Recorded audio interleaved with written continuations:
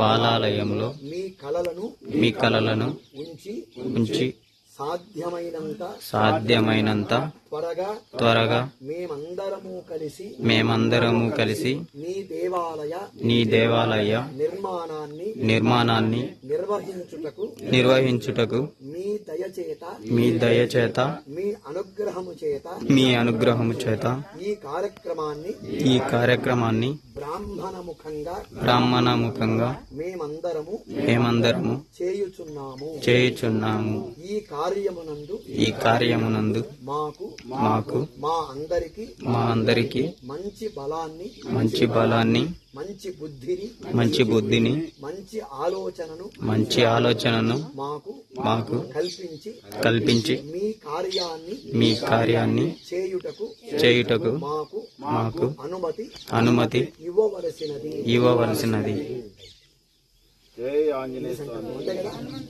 మనం కొత్త దేవాలయం కట్టేదాని కోసం ఈ స్వామిని తీసుకున్నాం ఏమ్మా. కాబట్టి మనకు ఆ భగవంతుడు మనకు మంచి బలము, మనకు మంచి అన్ని విషయాలు, అన్ని రకాలైనటువంటి విషయాల్లో మనకు మంచిని ఆ భగవంతుడు మనకు ప్రసాదిస్తే ఈ కార్యక్రమాన్ని మీరందరూ ఇంకా అందరినీ కలుపుకొని ఈ కార్యక్రమాన్ని మీరందరూ నిర్వహించేదానికి అనుమతి కోసం స్వామివారికి సంకల్పం చేస్తాను. నేను ఇప్పుడు గణపతి పూజగా మొదలుపెట్టి ఈ కార్యక్రమాన్ని పూర్తి చేస్తాం. మీరందరూ అవకాశంగా కూర్చొని చూస్తూ ఉండండి. ఇంకా మీకు అవకాశం ఉంటే శ్రీరామ జయ రామ జయ జయ రామ ఈ మంత్రాన్ని ఇతరత్ర విషయాలు మాట్లాడుకోకుండా నైనా మీకు ఇతరత్ర విషయాల గురించి ఆలోచన చేయకుండా సాధ్యమైనంత వరకు అందరూ శ్రీరామ జయ రామ జయ జయ రామ, శ్రీరామ జయ రామ జయ జయ రామ, శ్రీరామ జయ రామ జయ జయ రామ ఈ మంత్రాన్ని బాగా మనస్సులో అనుకుంటూ ఉంటాను. ఓం సంకల్పిత శ్రీ హనుమంతరాయ స్వామినః శ్రీ హనుమంతరాయ స్వామినః నూతన దేవాలయ నిర్మాణార్థం కళాకర్షణ పూర్వక పిండికా జీర్ణోద్ధరణ కళాకర్షణ పూర్వక బాలాలయ ప్రవేశ మహోత్సవం కరిష్యమానః తదంగా సంకల్పిత కార్య దిగ్విజయ సిద్ధ్యర్థం శ్రీ మహాగణాధిపతి పూజాం కరిష్యే. తదంగా కలశారాధనం కరిష్యే. కలశం గంధపుష్పాక్షతైరభ్యర్చ్య కలశస్య ముఖే విష్ణుః కంఠే రుద్ర సమాశ్రితాః మూలే తత్ర స్థితో బ్రహ్మ మధ్యే మాతృగణా స్మృతాః కుక్షౌ తు సాగరాः సర్వే సత్పద్భీపా వసుంధరా ఋగ్వేదోऽధయతుర్వేదः సామవేదో హ్యదర్వణः అంగైశ్చ జగతాः సర్వే కలిశాంబు సమాశ్రితాః ఆజాంతు దేవ పూజార్థం దురితక్షయకారకాः గంగే చ యమునే చైవ గోదావరి సరస్వతి నర్మదా సింధు కావేరీ జలేస్మిన్ సన్నిధిం కురు. కావేరీ తుంగభద్రా చ కృష్ణవేణీ చ గౌతమీ భాగీరథీ చ విఖ్యాతాః పంచగంగా ప్రకీర్తితాః. ఓం आपो वा इदगं सर्वं विश्वा भूतान्यापः प्राणा वा आपः पृषवा आपो नमापो मृतमापस्सम्राडापो विराडापस्वराडापश्छन्दादस्यापो ज्योतिगस्यापो तेजोगस्यापः सत्यमापः सर्वा देवता आपो भूर्भुवस्वराप ओ कलशोदकेन देवम् आत्मानं पूजाद्रव्याणि प्रोक्ष्य पवित्रो वा सर्वावस्थाङ्गतोऽपि वा यस्मरेत्पुण्डरीकाक्षं सबाह्याभ्यन्तरश्रुतिः पुण्डरीकाक्षाय नमः. ओम गणानान्त्वा गणपतिं हवामहे कविं कवीनामुपमश्रवस्तमं ज्येष्ठराजं ब्रह्मणां ब्रह्मणस्पताः शृण्वन्नोतिभिस्सेदसादरम् श्रीमहागणाधिपतये नमः. ध्यायामि ध्यानं समर्पयामि. घोरमूलमन्त्रजपं. ओम सुमुखश्चैकदन्तश्च कपिलो गजकर्णिकः लम्बोदरश्च विकटो विघ्नराजो गणाधिपः धूमकेतुर्गणाध्यक्षो बालचन्द्रो गजाननः वक्रतुण्डशूर्पकर्णो हेरम्बः स्कन्दपूर्वजः षोडशैतानि नामानि यः पठेत् शृणुयादपि विद्यारम्भे विवाहे च प्रवेशे निर्गमे तथा सङ्ग्रामे सर्वकार्येषु विभ्रस्तस्य न जायते. అందరూ కూడా నమస్కారం చేస్తూ పలకండి. శుక్లాంబరధరం విష్ణుం శుక్లాంబరధరం శశివర్ణం చతుర్భుజం ప్రసన్నవదనం ధ్యాయేత్ సర్వవిఘ్నోపశాంతయే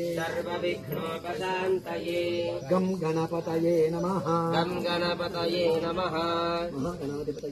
ధ్యానం సమర్పయామి, ఆవాహయామి, ఆసనం సమర్పయామి, హస్తయోః అర్ఘ్యం సమర్పయామి, పాదయోః ఆర్ఘ్యం సమర్పయామి, ఆచమనీయం సమర్పయామి.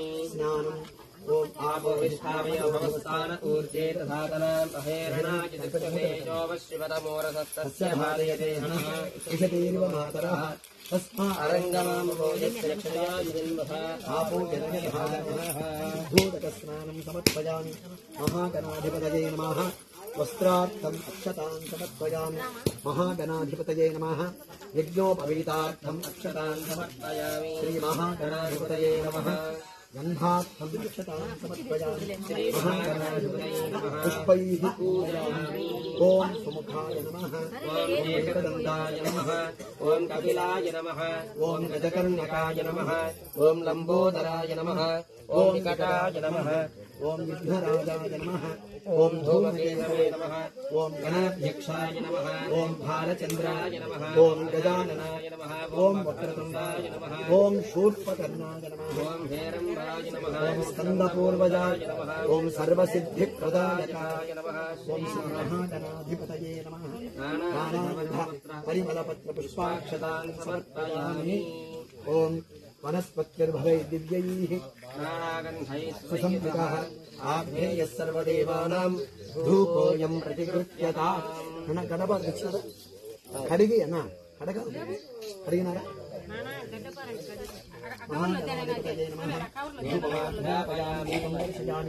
ధూపదీపానందరం శుద్ధ ఆచమనీయం సమర్పయామి. నైవేద్యం భర్గో దేవస్య ధీమహి ధియో యో నః ప్రచోదయాత్.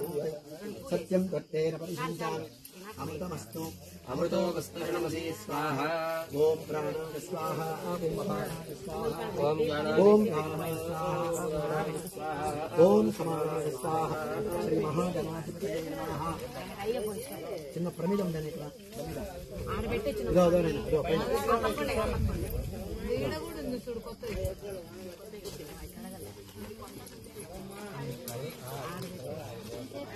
శ్రీ మహాగణాధిపతయే నమః.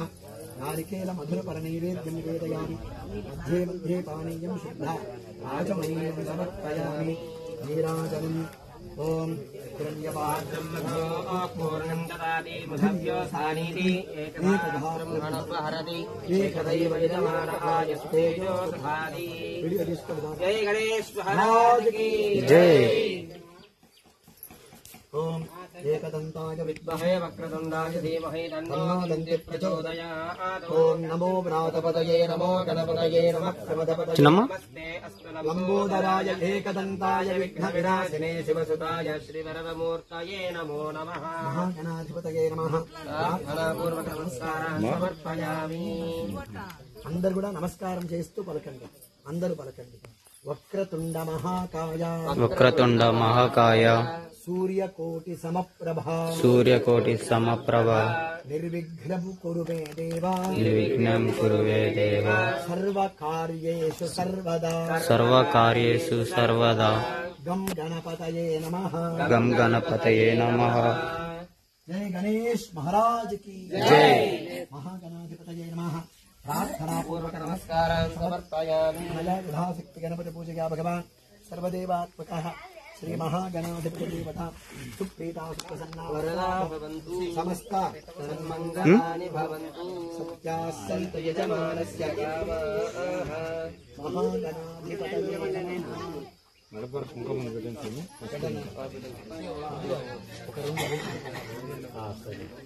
మహాగణాధిపతయే నమః. తవ ప్రసాదా దిగ్విజయాయ పృథివ్యై నమః. భూమిం సంప్రాప్య ధాన్యరాశిం పరికల్ప్య దిశం సంస్థాప్య అస్మిన్ కలశే అద్భుతపూరయత్వా ఓం భూర్భువస్వః వరుణాయ నమః వరుణమవాహయామి కలిషే లక్ష్మీనారాయణాభ్యాం నమః ఉమామహేశ్వరాభ్యాం నమః వాణీహిరణ్యగర్భాభ్యాం నమః శచీపరందరాభ్యాం నమః అరుంధతీ వశిష్టాభ్యాం నమః రుక్మిణీ శ్రీకృష్ణాభ్యాం నమః శ్రీ సీతారామాభ్యాం నమః ఇష్టదేవతాభ్యో నమః కులదేవతాభ్యో నమః హనుమంతరాయ స్వామినే నమః హనుమంతరాయ స్వామినే నమః ఇష్టదేవతాభ్యో నమః కులదేవతాభ్యో నమః గ్రామదేవతాభ్యో నమః. అందరూ తండ్రికి మనస్సులో నమస్కారం చేయండి. ముందు తల్లికి, తర్వాత తండ్రికి నమస్కారం చేయండి. ఆడవాళ్ళు అత్తమామకు కూడా నమస్కారం చేయండి. మాతృభ్యో నమః పితృభ్యో నమః గురుభ్యో నమః ఆచార్యేభ్యో నమః సర్వేభ్యో బ్రాహ్మణేభ్యో మహాజనేభ్యో నమః. శ్రీ హనుమంతరాయ స్వామినః నూతన దేవాలయ నిర్మాణార్థం పిండికా జీర్ణోద్ధరణ దేవాలయ జీర్ణోద్ధరణ పిండికా జీర్ణోద్ధరణ కళాకర్షణ పూర్వక బాలాలయ ప్రవేశ మహోత్సవం యథాశక్తిం కరిష్యమానః తదంగా శుద్ధ్యర్థం వృద్ధ్యర్థం శాంత్యర్థం హృదయార్థం చ మహాదరే సహ స్వకర్మణః పుణ్యాహవాదనం కరిష్యే. బాలాలయ కళాకర్షణ పూర్వక బాలాలయ ప్రవేశ మహోత్సవాంగ కర్మణః పుణ్యాహం భవంతో అబ్రివంతో పుణ్యాహం కర్మణోస్తు. శ్రీ హనుమంతరాయ స్వామినః బాలాలయ మహోత్సవం కళాకర్షణ పూర్వక బాలాలయ ప్రవేశ మహోత్సవం కరిష్యమానః తదంగా కర్మణః స్వస్తి భవంతో అబ్రివంతో స్వస్తి కర్మణోస్తు. ఓం బుద్ధ్యాస్మః నమసో వసద్య మిత్రం దేవం మిత్రసాయన్నో అనురాధానః సకంజీవేమ శరదస్స వీరాః.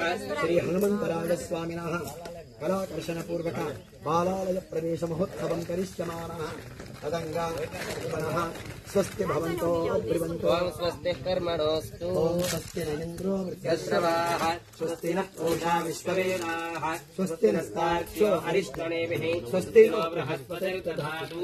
శ్రీ హనుమంతరాయ స్వామినః బాలాలయ ప్రవేశ మహోత్సవం కరిష్యమానః కర్మణః వృద్ధిం భవంతో అబ్రివంతో కర్మరుధ్యతాం. వృద్ధ్యాస్మః నమసో వసద్య మిత్రం దేవం మిత్రధేయన్నో అస్తు అనురాధానః చిరంజీవేమ శరదస్స వీరాః. దేవానా వృద్ధాని త్రీణి ఛందాగుంసి త్రీణి సవనాని త్రయ ఇమే లోకాః విద్యామేవ తద్వీర్య ఏషు లోకేషు ప్రతిష్ఠతి. వృద్ధిం భవంతో అబ్రవంతో రుధ్యతా వృద్ధిః సమృద్ధిః భగవాన్ వాస్తోష్పతిః క్రియతాం. వర్ష శత సంపూర్ణమస్తు. అందరు కూడా ఎవరి గోత్రం వాళ్ళు, ఎవరి ఇంటి పేరు వాళ్ళు మనస్సులు అనుకోండి. ముందుగా మీ గోత్రము, తర్వాత మీ ఇంటి పేరు మనస్సులు అనుకోండి. సర్వేషాం గోత్రాభివృద్ధిరస్తు వంశాభివృద్ధిరస్తు శాంతిపుష్టిస్తు పునరపి ఓ బ్రాహ్మణేభ్యః శుభం భవతు సంపదస్తు సర్వసంపదస్తు.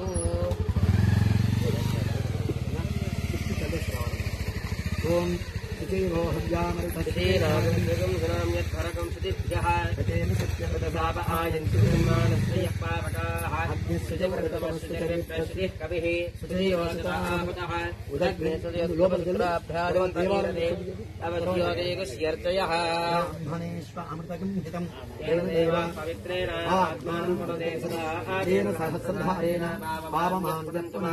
రాజావత్యం పవిత్రం శతోద్యామకం హిరణ్మయం ఇంద్రస్వని పునాతు సోమస్వస్యావరుణః సమీస్యామో రాజా ప్రవృణాభిః పునాతు మా జాతవేదామూర్జయంత్యా పునాతు. స్వస్తి పుణ్యాః వాచన సమృద్ధిరస్తు శుభం శుభమస్తు. దేవాలయం చుట్టూ వెళ్ళన్నా, తర్వాత అక్కడ కూడా చదివేసి దేవుని పెట్టేది అదంగా మంటపారాధనం కరిష్యే. పృథివ్యై నమః భూమిం సంప్రాప్య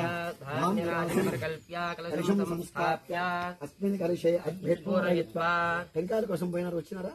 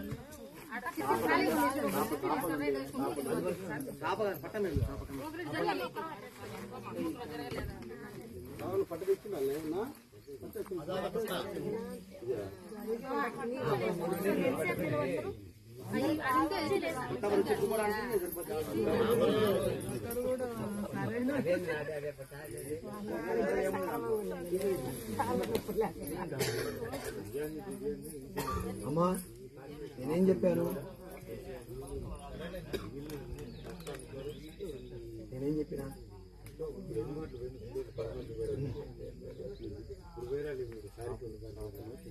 శ్రీరామ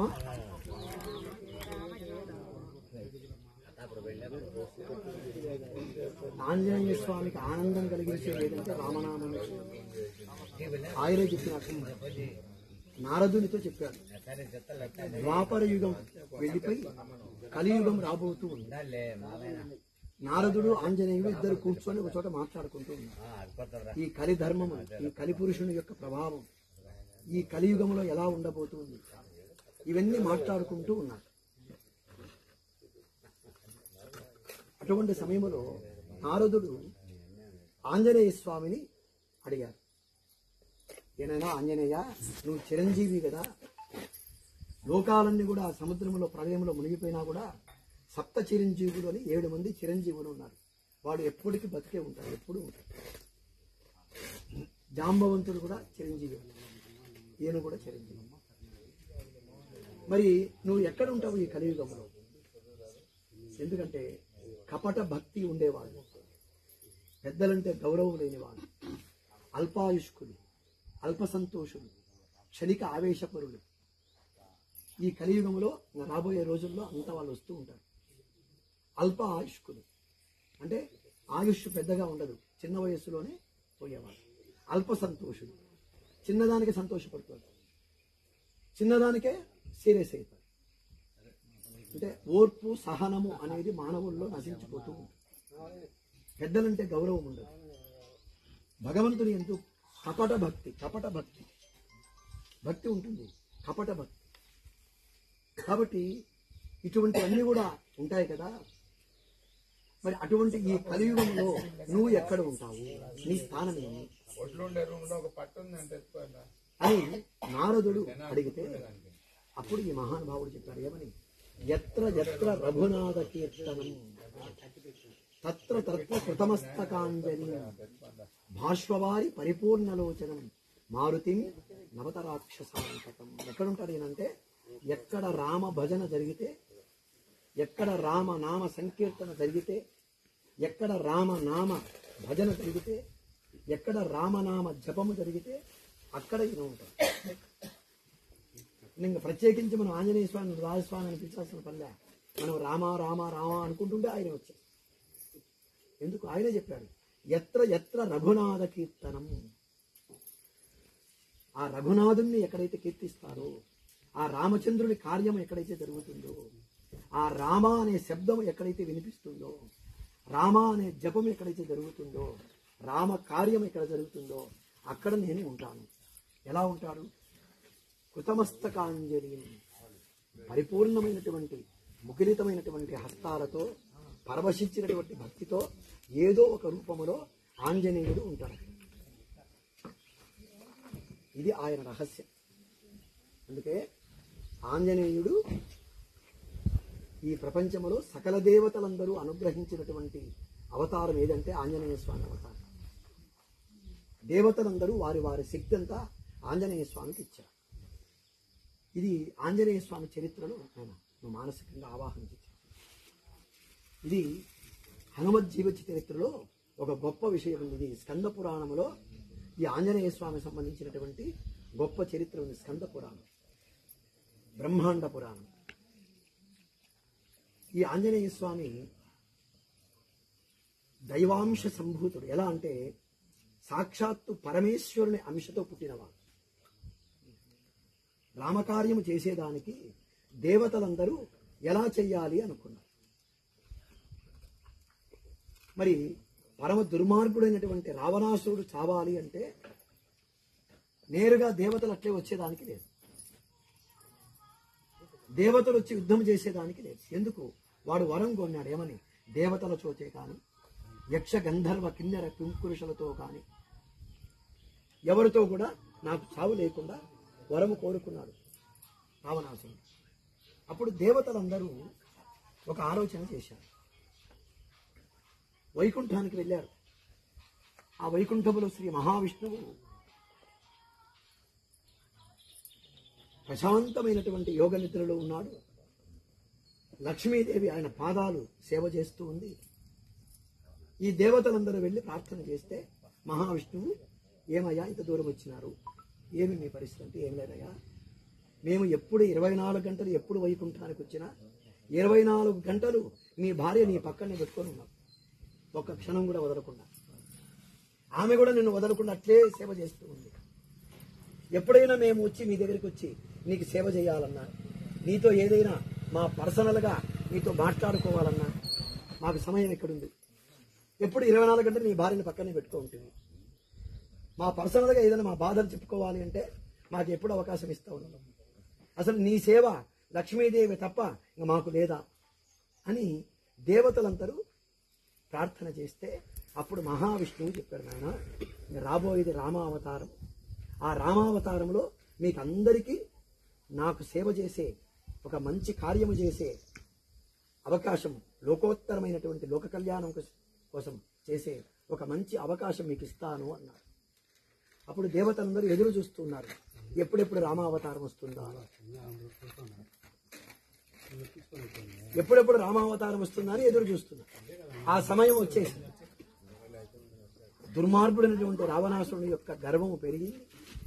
ఎందుకంటే ధనమిచ్చిన మదమిచ్చిన దుర్గుణము మరలక ఎచ్చును. సుమతి శతకం అని మనకు గొప్పవాడు మన బద్వేల్లో ఉంటాడు, బద్దెనాని. సుమతి శతకం అని రాసినాడు. నిజంగా సుమతి శతకం చదివి అర్థం చేసుకుంటే మానవుడు ఎలా బతకాలో తెలుస్తుంది, ఎట్లా మాట్లాడాలో కూడా తెలుస్తుంది. అందుకే సుమతి అన్నారు. సుమతి శతకం బద్దెన కవి రాసిన బద్వేలు. ఆయన పేరుతోనే బద్వేలు అనే పేరు వచ్చింది. బద్దెన మహాకవి ఆయన పేరుతోనే బద్వేలు అనే పేరు వచ్చింది. ఆయన పేరుతోనే బద్దెన ఆయన పేరు. ఆయన సుమతి శతకం అని రాసినాడు. 100 పద్యాలవి. అక్కరకు రాని చుట్టం, ఇటువంటి పద్యాలన్నీ ఉన్నాయి దాంట్లో. వాసన లేని పువ్వు, బుధవర్గము లేని పురంబు, ప్రయోజకుడు కాని కుమారుడు, వీళ్ళందరూ శత్రువుతో సమానం అని చెప్పి ఆయన సుమతి శతకం రాశారు. ఆయన ధనమిచ్చిన మదమిచ్చిన దుర్గుణంబు మరలక ఇచ్చును. ధనము అంటే డబ్బు ఒకటే కాదమ్మా, బలము, బలగము, సంపద, ఇవన్నీ కూడా ధనముతో సమానమే. ధనము అంటే అవన్నీ, ధనం ఉంటే అన్నీ ఉంటాయంటులే. ధనం ఉందంటే ఇంక అన్నీ ఉంటాయి. దాంట్లో అధికారము ఉంటుంది, దాంట్లో అన్నీ ఉంటాయి. ఆ ధనము వల్ల మదము పెరుగుతుంది. ఆ మదము వల్ల దుర్గుణాలు వస్తాయి. ఆ దుర్గుణాల వల్ల ఆ మనిషి నాశనానికి దారితీస్తుంది. అట్టుగానే రావణాసురుడు పరమ శివభక్తుడు, బ్రహ్మాండమైన వాడు. ఎవరూ చేయలేని కఠోరమైన తపస్సు చేశాడు పరమేశ్వరుని గురించి. అంత మహాభక్తుడు అతను. కానీ ఎప్పుడైతే బలం అనేది వచ్చిందో ఆ బలము చేత గర్వం వచ్చింది. ఆ గర్వము చేత దుర్గుణాలన్నీ వచ్చాయి. దాంతో ఎవరు చెప్పినా కూడా వినలేక చెప్పినారు. మారీచుడని వాడు చెప్పినాడు. పాపం ఒక రాక్షసుడే చెప్పినాడు, ఒరే రాముల వారు ఆయన జోలికి పోవాకురా, రామో విగ్రహవాన్ ధర్మ. ఆ విగ్రహ స్వరూపము, ధర్మస్వరూపము రాముడు, ఆయనకు హాని చేయవాకురా నాయన, నువ్వు మర్యాదకు పోరా అని చెప్తే ఒక రాక్షసుడే చెప్పిన మారీచుడు రాముల వారి గురించి. అంటే శత్రువు కూడా పొగిడాడు రాముల వారి గురించి. చెప్తే వీడు గర్వము కదా, గర్వము చేత నాశనం అయిపోయినాడు. అట్లాగా ఇంకా ఈయన గర్వము పెరగడం, ఇంకా రాముల వారి అవతారం రావడం. ఎప్పుడైతే రాముల వారు జన్మించారో అప్పుడు ఈ దేవతలందరూ కూడా వారి వారి రూపాల్లో వానర భల్లూక మూకలుగా పుట్టారు. అటువంటి అవతారమే సాక్షాత్తు ఆ పరమేశ్వరుని అంశాన్ని, పరమేశ్వరుని అంశతో పుట్టినవాడే మహానుభావుడు ఈయన ఆంజనేయుడు. హనుమంతుడు, హనుమంతుడిని తర్వాత పేరు వచ్చింది ఆంజనేయుడు అంజనీ తనయుడు కాబట్టి ఆంజనేయుడు అనే పేరు పెట్టారు. అందుకే పూర్వం మన పెద్దవాళ్ళు, మన తాత ముత్తాతలు, మన తల్లిదండ్రుల పేరు పెట్టుకునేవాళ్ళు. ఎందుకు? ఆ వంశాన్ని ఉద్ధరిస్తారు. అంజనీదేవికి పుట్టినవాడు కాబట్టి ఆయన మహాతల్లి. ఆమె శివుని గురించి బ్రహ్మాండమైన తపస్సు చేసింది. అందరూ గుర్తుపెట్టుకోండి, ప్రతి మానవునికి, ప్రతి జీవికి ఆ పరమేశ్వరుడు బలాన్ని ఇస్తాడు, శక్తిని ఇస్తాడు. అందుకే ఆ పరమేశ్వరుడే రావణాసురుడికి శక్తి ఇచ్చాడు. ఆ పరమేశ్వరుడే తన అంశతో ఆంజనేయునిగా పుట్టాడు. అంటే పరమేశ్వరుడు అందరికీ శక్తి ఇస్తారు. అయితే ఆ శక్తిని మంచి మార్గములో నడిపించే వాళ్ళు కొంతమంది, ఆ శక్తిని చెడు మార్గములో పోయేవాళ్ళు కొంతమంది. ఈశాన సర్వ విద్యానాం ఉద్దేశే అర్జున తిష్టతి భగవద్గీతలో చెప్పాడు. ఆ ఈశ్వరుడు ప్రతి శరీరములో ఉండి శక్తిని ప్రసాదిస్తాడు. అయితే ఆ శక్తిని మనము ఉపయోగించుకునే దాంట్లో మన తెలివి ఉంటుంది. మన తెలివి చేత మన శక్తిని మంచి కార్యాలకు ఉపయోగించి మంచి మార్గములో నడిచి మన జీవితాన్ని సార్థకం చేసుకోవాలి. మరి ఆ శక్తిని దుర్వినియోగం చేసుకుంటే, ఆ దుర్వినియోగం చేసిన వాడే రావణాసురుడు, సద్వినియోగం చేసిన వాడే ఆంజనేయుడు. చూడండి, రావణాసురుడికి శక్తి ఇచ్చిండేది ఈశ్వరుడే. ఆ ఈశ్వరుడు అంశతో పుట్టినది ఆంజనేయ స్వామి. మరి ఈయన రామకార్యము చేసి ప్రపంచంలో బ్రహ్మాండమైన స్థానాన్ని పొంది దేవతలందరూ వచ్చి ఆయనకు శక్తిని ప్రసాదము. ఆ దేవతలందరూ వచ్చి నువ్వు చచ్చిపోవాలి నాయన అని చెప్పి రావణాసురుడిని కోరుకున్నారు. మరి శక్తి ఇద్దరిది ఒకటే. అందుకే ఈ మహానుభావుడు సకల దేవతల యొక్క స్వరూపమే. ఈయనకు పూజ చేస్తే అందరు దేవతలందరూ ఆనందపడిపోతారు. ఇది బ్రహ్మదేవుడు చెప్పాడు. ఒక వరం ఇచ్చాడు, ఒక శాపము ఇచ్చాడు. ఎందుకంటే ఈయన పుట్టిన వెంటనే మహాబలవంతుడయ్యా. విపరీతమైన ఆకలి అయింది, మిట్ట మధ్యాహ్నం అయింది. తల్లి తండ్రి ఆహారం కోసం అడవిలోకి వెళ్ళారు. వాళ్ళు రావడం కొంచెం లేట్ అయింది, ఆలస్యమైంది. ఈయనకు ఆకలి బయటకు వచ్చేటప్పటికి సూర్యుడు కనపడ్డాడు ఎర్రగా. ఒక బ్రహ్మాండమైన పండు అనుకొని సూర్యుని మింగడానికి పోతుంది. అంటే అంత బలవంతుడు. పుట్టుకతోనే బలవంతుడు ఎవరు అంటే గరత్మంతుడు, ఆంజనేయుడు. వాళ్ళు పుట్టుకతోనే బలవంతుడు. అందుకే గరత్మంతుడు కూడా పుట్టిన వెంటనే తన రెక్కలు విదిలిస్తే అన్ని లోకాలు ఉనికిపోయాయి. అంటే పుట్టుకతోనే బలవంతుడుగా పుట్టినటువంటి వాళ్ళలో గరత్మంతుడు ఒక ఆయనైతే ఆంజనేయుడు ఒక ఆయన. అంత బలవంతుడు. సూర్య గోళాన్ని మింగలానికి పోతూ ఉంటే దేవతలందరూ ఆశ్చర్యంగా చూశారు. వీడు సూర్యుని మింగేస్తే ఈ ప్రపంచమంతా నాశనం అయిపోతుంది అని ఇంద్రుడు ఏం చేశాడు? తన వజ్రాయుధముతో, అది పెద్ద పెద్ద కొండల రెక్కలు నరికే వజ్రాయుధం. ఆ వజ్రాయుధం దేనికి తెచ్చారంటే, ఒకప్పుడు ఈ పర్వతాల మీద రెక్కలు కట్టుకొని పైకి ఎగిరొచ్చి ఊళ్ళ మీద పడేది. ఈ పర్వతాలకు రెక్కలు ఉన్నాయి ఒకప్పుడు. ఆ రెక్కలతో వచ్చేది ఎగిరేది ఊళ్ళ మీద పడి నాశనం చేస్తూ ఉంటే, దధీచి అనే ఒక మహర్షి లోక కళ్యాణం కోసం తన శరీరాన్ని త్యాగం చేసి తన వెన్నుకమతో వజ్రాయుధం తయారు చేసి ఇంద్రుడికి ఇచ్చాడు. ఎందుకంటే మన పెద్దవాళ్ళు మనం పోయినా పర్వాలే, మనతో దేశం బాగుపడాలి, గ్రామాలు బాగుపడాలి, సమాజం బాగుపడాలి అని కోరుకుంటున్నారు మన వాళ్ళు. సమాజం కోసం అంత బాగా చేసేవాళ్ళు. నేను గమనిస్తుంటా. ఇక్కడ ఒకప్పుడు మా చిన్నతనంలో మా ఊర్లో వరి నాట్లు వచ్చినా, వరి కలుపులు వచ్చినా, వరి కోతలు వచ్చినా అందరం వెళ్ళి కంప కొట్టేవాళ్ళం. బారు చేసుకుని కంప కొట్టేవాళ్ళం. అందరం కలిసి కాలువలు చేసుకునేవాళ్ళం. ఇప్పుడు కంప కొట్టే దిక్కే లేదు.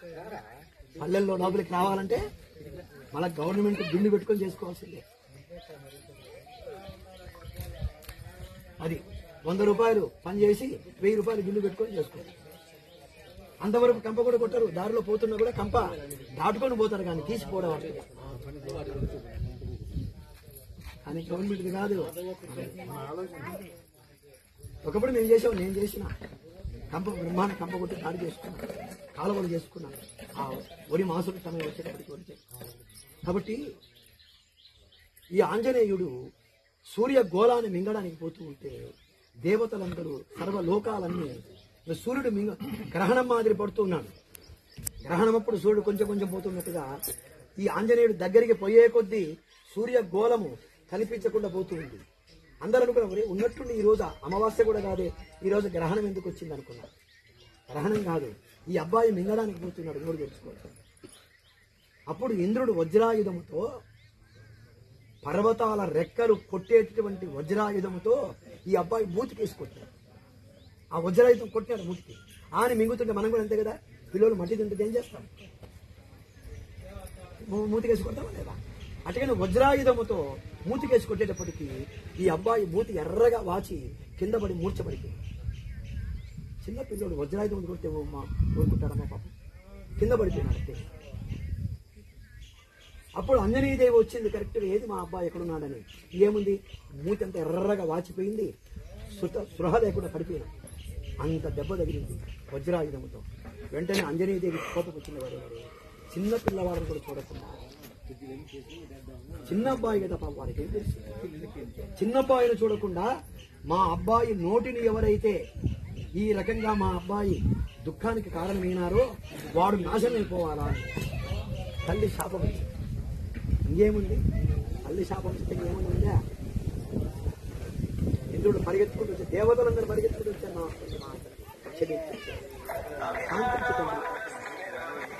ఇది కూడా లోక కళ్యాణం కోసం. అదో ఆ ఇంద్రుడు వజ్రాయుధముతో మీ అబ్బాయిని కొట్టాడమ్మా, అందుకే మీ అబ్బాయి మూర్ఛపడిపోయాడు. మీ అబ్బాయి సరిపోలే, చెప్పన్నా.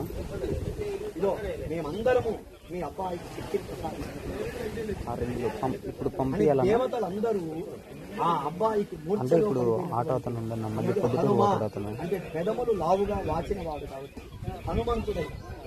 సరేనా, ఇప్పుడు పంపించాలి. అయితే అంతకుముందు ఆంజనేయుడు, దేవతలందరూ హనుమంతుడని పేరు పెట్టారు. దేవతలందరూ తన శక్తిని ధారపోశారు. అప్పుడు అబ్బాయి లేచుకొచ్చింది. 600 అంటన్నా, మూతేమో ఎర్రగానే అట్లే ఉంది పాప. దేవతలందరూ మీరే పంపించండి. అనుగ్రహించి వరాన్ని ఇచ్చి, నాయన మా శక్తి అంతా నీకు ఇస్తున్నాము అని చెప్పి అయితే 600 చెప్పింది. ఆలోచన కలిగి చిన్న వయస్సులోనే సూర్యుని మింగడానికి పోయాడు. మరి ఈ దేవతలందరూ వరం ఇచ్చారు. మరి ఈ వరము చేత వీడు పెద్దవాడైన తర్వాత చెడు మార్గంలోకి పోతే ఏమంటారా కాదు. మన పిల్లలు కూడా ఆలోచన చేయాలి. మరి చిన్నప్పుడే వీడు సూర్యుని మింగడానికి పోతే ఇప్పుడు దేవతలందరూ వరం ఇచ్చేటప్పటికి ఇంకా బలవంతుడైనాడు కదా. మరి ఈ బలము చేత వీడు పెద్దవాడైతే చెడు మార్గాలకు పోతే అసలు బతుకుతున్న ప్రపంచము. కాబట్టి వీనికి ఈ వరాలతో పాటు మతిమరి 500 ఇచ్చాడంట ఆయన. వరము ఇచ్చారు, శాపం. అప్పుడు తల్లి ముచ్చుకుంది, ఏమయ్యా మీరే శాపం ఇస్తే ఏం ఉపయోగము, మీరు దేవతలు తీసుకుంటారు అంటే అప్పుడు తల్లి ఇది లోక కళ్యాణం కోసం. మీ అబ్బాయికి గుర్తు చేస్తారో అప్పుడు మీ అబ్బాయికి ఈ వరాలన్నీ వస్తాయి. గుర్తు చేయకపోతే మీ అబ్బాయికి ఈ వరాలు ఉన్నాయని తెలియకపోతే. ఎందుకు, చిన్న వయస్సులోనే ఇన్ని వరాలు వచ్చాయని తెలిస్తే మీ అబ్బాయికి గర్వం వస్తుంది. ఆ గర్వము చేత చెడు మార్గాలకు వెళ్ళిపోతాడు. అందుకే మన పెద్దవాళ్ళు చెప్పారా, ధనమిచ్చిన మదమిచ్చును. ఇన్ని వరాలంటే ధనముతో సమానమే. ఇన్ని వరాలు వచ్చాయని వీడు గర్వము చేత రావణాసురుగా తయారైతే. అందుకే మన పిల్లలకు మన దగ్గర ఉండే డబ్బు తెలియకూడదు. గుర్తుపెట్టుకోండి. ఒరే నాకు కారులో పోరాను స్కూల్కు, కారులో పోరా స్కూల్కు, నువ్వు ఏసీలో బండబెట్టాను రా, మనకు దండిగా ఉంది కాబట్టి. ఒకటి గుర్తుపెట్టుకోండి, చిన్న పిల్లలను ఇవ్వచ్చు టౌన్ లోకే తీసుకుంటారు మామూలుగా. మీరు చిన్నప్పుడు ఎలా పెరిగారో అంతకంటే కష్టంగా పెంచాలి అన్నా. సుఖంగా పెంచితే వాళ్ళు రారా లేరా అక్కడ, సోమరిపోతైపోయి మీకు ఇబ్బందే, సమాజానికి. అవునన్నా, 50 రూపాయలు కష్టంతో పెంచండి. అవునన్నా, సుఖాన్ని ప్రసాదించండి. వాడు సుఖపడేదానికి అవునన్నా 30 రూపాయలు. కానీ వాడు కష్టాన్ని విలువ తెలిసేట్టుగా వాళ్ళు రారన్నా, వాళ్ళు అట్లా రారు, వాళ్ళు అట్లా వచ్చే ఎక్కువ అవుతుంది. ఇంకా ఈ వరాలన్నీ మీ అబ్బాయి దగ్గరనే ఉంటాయి. సరే అన్న, అయితే మంచి కార్యం కోసము ఎవరైతే గుర్తు చేస్తారో అప్పుడు మీ అబ్బాయికి మీ బలం తెలుస్తుంది. అందుకే అందరూ పోయారు ఎక్కడికి? సముద్రం దగ్గరికి.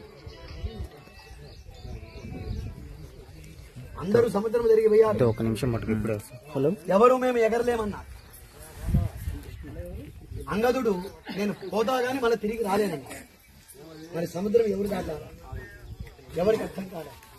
అందరూ అనుకున్నారు దాంట్లో అయ్యే పని కాదురా నాయన, వెనక్కి తిరిగి పోదాంపా అని చెప్పి కొంతమంది ప్రయాణం అవుతున్నారు. కొంతమంది ఒరే సుగ్రీవుడు నరికేస్తారా? ఏం చెప్పాడు? ఖచ్చితంగా మీరు కనుక్కొని రావాలని చెప్పారు. మనం మధ్యలో పోయినామనుకో సుగ్రీవ ఆజ్ఞ అంటుందా? మనం కూడా పల్లెలు అక్కడ సుగ్రీవ ఆజ్ఞ, సుగ్రీవుడు మహా ఆజ్ఞ అండి. మర్యాదగా మీరు తెలుసుకొని వస్తే రాండి, లేకపోతే ఇది చచ్చిపోతుంది. అని కూడా పల్లెల్లో సుగ్రీవాజ్ఞ రా అంటారు. రాముడైనా సరే పో అంటాడేమో కానీ సుగ్రీవ అట్లా కాదు. చెప్పిన పని చెయ్యకపోతే నువ్వు చచ్చన్న పో, లేకపోతే నా చావు చావడం సుగ్రీవ ఆజ్ఞ. కాబట్టి కొంతమంది అనుకున్నారట ఎవరే మనం వెనక్కి తిరిగిపోతే చచ్చిపోతాం రా అనుకున్నారు. ఇక్కడనే